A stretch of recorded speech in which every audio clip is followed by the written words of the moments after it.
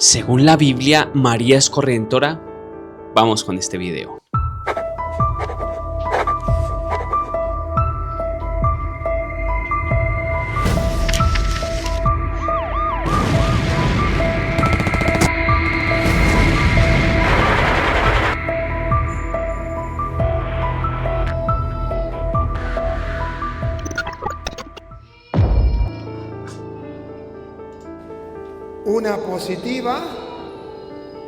Una positiva y una negativa. Una que usted y yo debemos decir y otra que no debemos decir.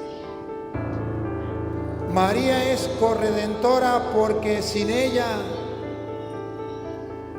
no vendría la salvación, porque ella fue la que le aconsejó a Dios y le dijo: mire, la gente anda mal. Vamos a salvar al mundo entre los dos. Usted y yo vamos a salvar al mundo.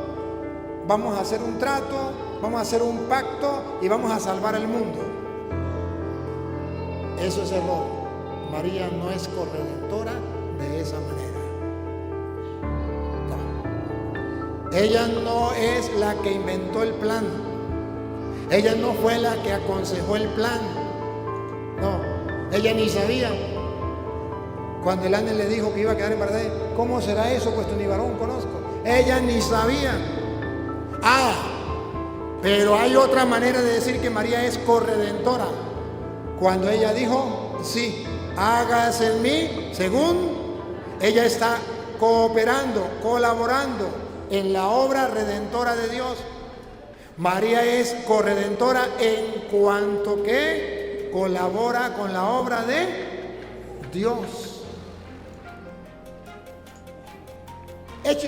Gálatas capítulo 4, versículo 4 dice, Gálatas 4:4, muestra cómo la iglesia enseña de qué manera María es corredentora. María no es corredentora de una manera,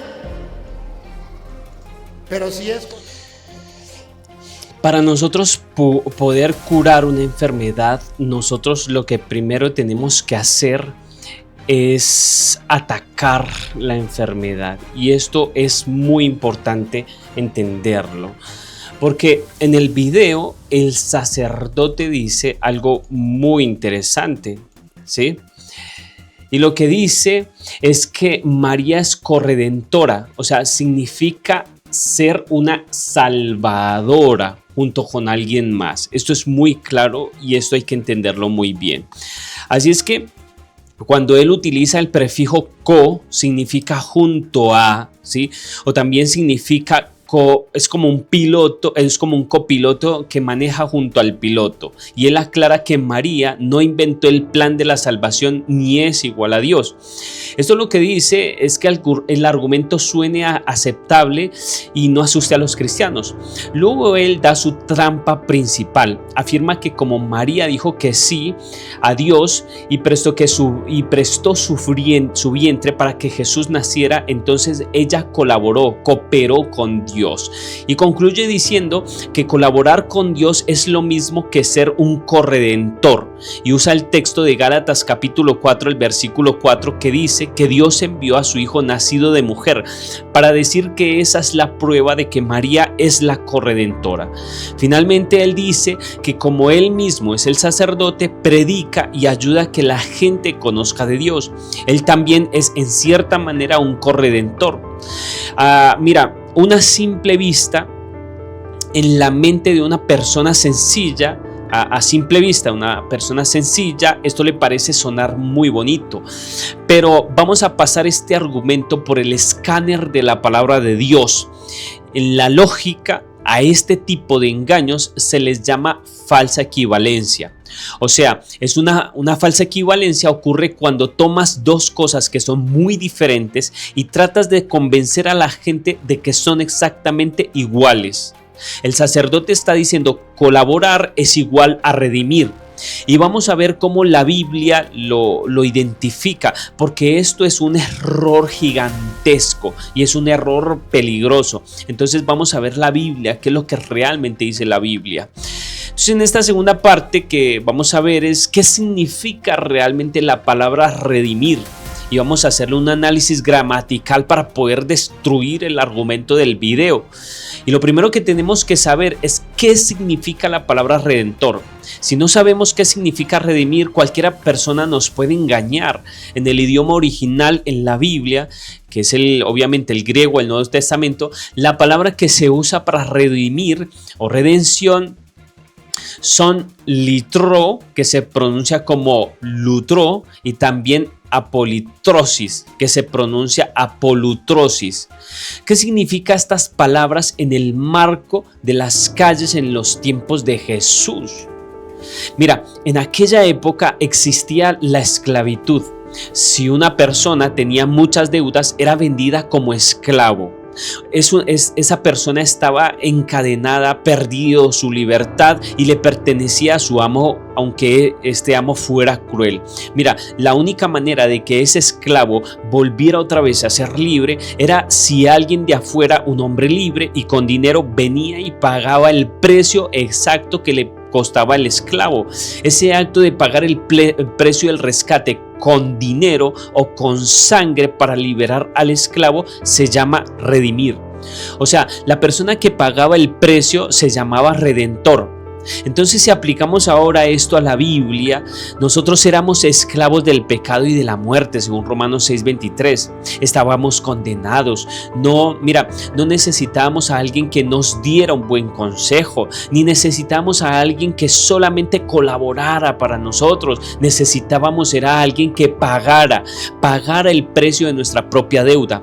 ¿Cuál era el precio? La Biblia dice que el precio por el pecado no se paga con dinero, ni con préstamo, ni con el préstamo de un vientre, por ejemplo en el caso de María, ni haciendo favores. El precio del pecado se paga exclusivamente con la sangre, con sangre perfecta y sin mancha. Leemos 1 de Pedro capítulo 1, el versículo 18 y 19. Dice allí: sabiendo que fuisteis rescatados, y aquí entra la palabra litro o lutro, que significa redimidos, de vuestra vana manera de vivir, no con cosas corruptibles como oro o plata. Fíjate bien que no somos comprados con oro ni con plata, sino que con la sangre preciosa de Cristo, como de un cordero sin mancha y sin contaminación. Entonces, según Pedro, nosotros somos comprados con la sangre de Cristo Jesús. No es con oro, no es con plata.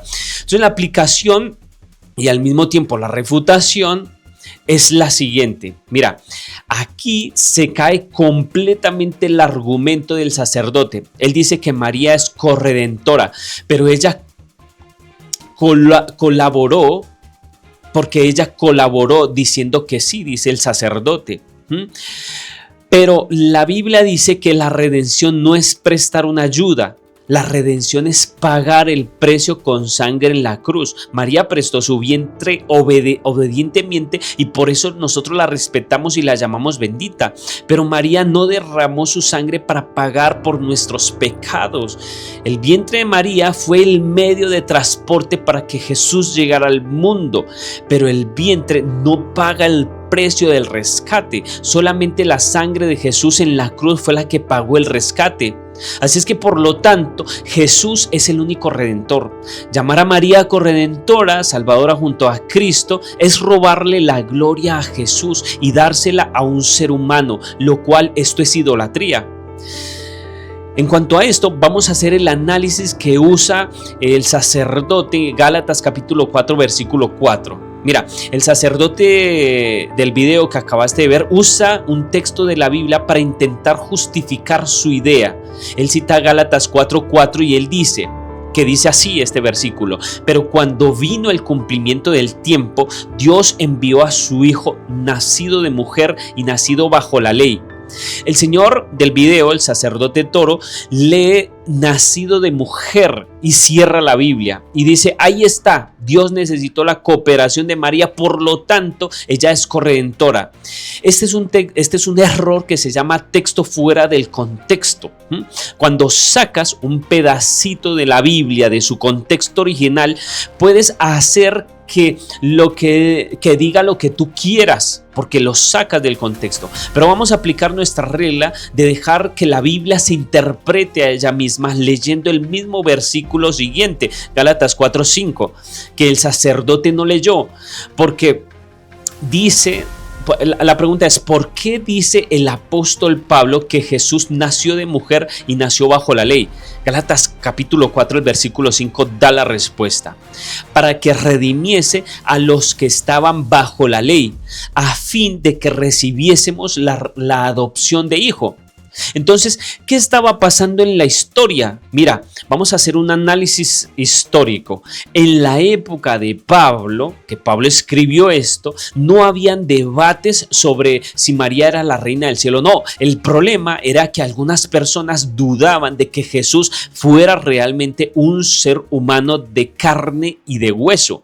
Pablo entonces escribe, nacido de mujer, para demostrar una verdad maravillosa. Jesús no bajó del cielo como un fantasma o como un ángel. Él se hizo hombre real, de carne y hueso, nacido de mujer, él fue un humano real. ¿Por qué era necesario entonces que Jesús naciera de una mujer y fuera un humano? Porque para poder morir en la cruz y derramar su sangre tenía que tener un cuerpo humano. Así es que la frase nacido de mujer no está ahí para exaltar a la mujer, o sea, María, ni para darle títulos de salvadora. Está ahí para exaltar la humildad de Jesús, que siendo Dios se rebajó a nacer como un bebé humano para poder morir por nosotros. Ahora, imagínate este ejemplo sencillo para tu congregación. Imagínate que un médico famoso viaja a un pueblo lejano para operar el corazón a un niño y salvarle la vida. El médico toma un autobús para llegar a ese pueblo. El chofer del autobús maneja con mucho cuidado, lleva al médico hasta el hospital. El médico entra y salva al niño. El chofer del autobús colaboró. Sí, fue muy importante. Sin él el médico no habría podido llegar. Pero ¿acaso podemos nosotros llamar al chofer del autobús cocirujano o salvador de él? Claro que no. El chofer solamente fue el medio de transporte. Todo el mérito de la operación del niño, el conocimiento y la sangre salvada le pertenece específicamente al médico. María fue como ese médico ese medio de transporte muy maravilloso, obediente, humilde, que trajo al gran médico a la tierra. Dios es el que vino aquí a nosotros y ella cooperó. Pero la cooperación no te convierte en un médico. Por lo tanto, mira, Gálatas capítulo 4, versículo 4 demuestra que Jesús se hizo real, no que María es corredentora. Mira, lo que María dijo de sí misma, tienes que tú entenderlo. Mira, si queremos saber quién es María realmente, no debemos escuchar las tradiciones inventadas cientos de años después que muchas personas dicen que ella es corredentora. María dijo: engrandece mi alma al Señor y mi espíritu se regocija en Dios mi Salvador, porque ha mirado la bajeza de su sierva. Entonces vamos a exprimir este texto como una naranja para poder extraer todo el jugo de la verdad. Dios, dijo ella, es mi Salvador. María declara abiertamente que ella necesitaba un Salvador. Ahora piensa en esto: si tú eres el Salvador o si tú eres el Corredentor, el que salva junto a Dios, tú no necesitas que te salven a ti. Las salvavidas en la piscina no necesitan que le tiren un flotador para salvar, ¿sí? Él es el que tira el flotador, pero María levanta sus manos y reconoce: yo soy una mujer que necesita ser perdonada, que necesita ser salvada por Dios. Un pecador que necesita salvación jamás puede ser un corredentor. Otros pecadores no puede salvar ella, no puede salvar otras pecadores. Mira, ella dice la bajeza de su sierva. María no dice ha mirado a su colega o ha mirado a su socia en la salvación, no. Ella usa una palabra sierva que en griego es doulé, que literalmente significa esclava o sirvienta, humilde. El sacerdote del video intenta elevar a María al nivel de socia en la salvación. Mira, pero la propia María baja la cabeza y dice: yo soy solamente una esclava que necesita ser salvada. Hacer a María corredentora es ir en contra de lo que ella misma enseñó. Es faltarle al respeto a la verdadera María de la Biblia. Mira, vamos a mirar de aquí para adelante el argumento de los predicadores que son corredentores, que fue lo que también él dijo en el video. Casi al final del video, el sacerdote lanza su último argumento a la gente para tratar de convencerla a la gente. Él dice allí, como yo ahorita estoy predicando la verdad, estoy ayudando a salvar almas, entonces yo también soy en cierto modo un corredentor, dijo el sacerdote Toro. Mira, este argumento es muy astuto porque mezcla una verdad con una mentira. La verdad es que Dios no usa la verdad es que Dios usa a los cristianos y a los pastores para predicar. La mentira es llamar a eso redención o redentores. Vamos a explicar por qué esto es una ofensa grave hacia Dios usando palabras muy sencillas. Mira, tenemos que diferenciar entre misionero y el rescatador. Imagina que un hombre está atrapado en un pozo muy profundo y es muy oscuro. Se está muriendo de hambre y no puede salir. Tú pasas por arriba, lo ves y le gritas: no te preocupes, voy a llamar a los bomberos para que vengan con una soga y te saquen. Tú corres, llamas a los bomberos rápidamente, los bomberos llegan, bajan una soga, agarran el hombre, lo sacan sano y salvo. Tú colaboras, tú anunciaste el mensaje, tú avisaste dónde estaba la ayuda, dónde estaba la ayuda, pero tú fuiste, la pregunta es, si tú fuiste el que lo sacó, ¿tú pagaste el precio del rescate? No. ¿Tú te raspaste las manos con la soga? No. Fueron los bomberos. En la Biblia, predicar el evangelio, lo que hace el sacerdote o lo que hace un pastor, lo que hace cualquier persona, lo que hacemos todos los creyentes, es simplemente ser una persona que avisa dónde está la soga, ¿sí? Nosotros no salvamos a nadie. Nosotros no pagamos por los pecados de nadie, solo somos mensajeros, embajadores, voceadores de buenas noticias. Llamarle a un pastor o a un sacerdote o a María corredentor porque simplemente anuncian o facilitan el mensaje es como si el vecino que llamó a los bomberos exigiera que le dieran la medalla del heroísmo. El apóstol Pablo, el predicador más grande de la historia, entendió esto perfectamente cuando algunas personas en la iglesia de Corintio empezaron a decir: yo soy de Pablo, tratando de elevarse a un nivel superior. Pablo los regañó fuertemente en 1 Corintios capítulo 1 versículo 13 diciendo: ¿acaso está dividido Cristo?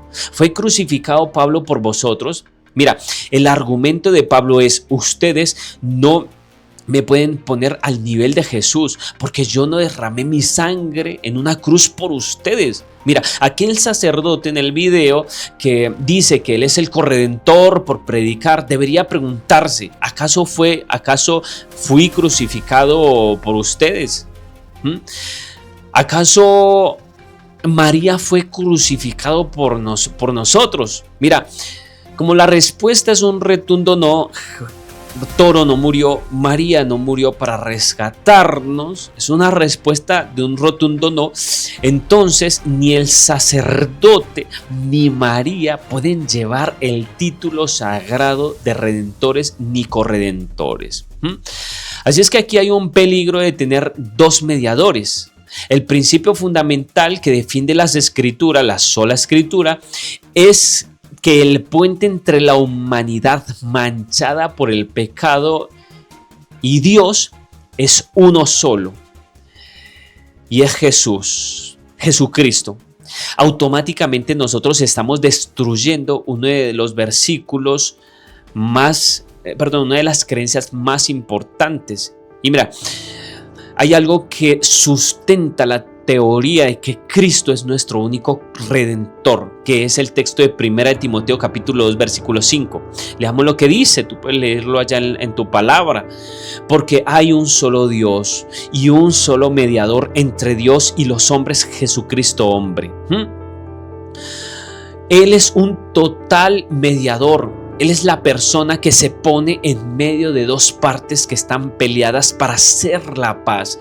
Dios está ofendido por nuestros pecados y nosotros estábamos separados de Él. ¿Quién se puso en el medio? Pablo dice un solo mediador, Jesucristo hombre. Si el sacerdote del video tuviera la razón, la Biblia diría hay dos mediadores, Jesús y María, pero la Biblia dice que solamente hay uno. Así es que agregarle a María el título de corredentora es tratar de forzar a otra persona en ese puente angosto donde solamente cabe Jesús.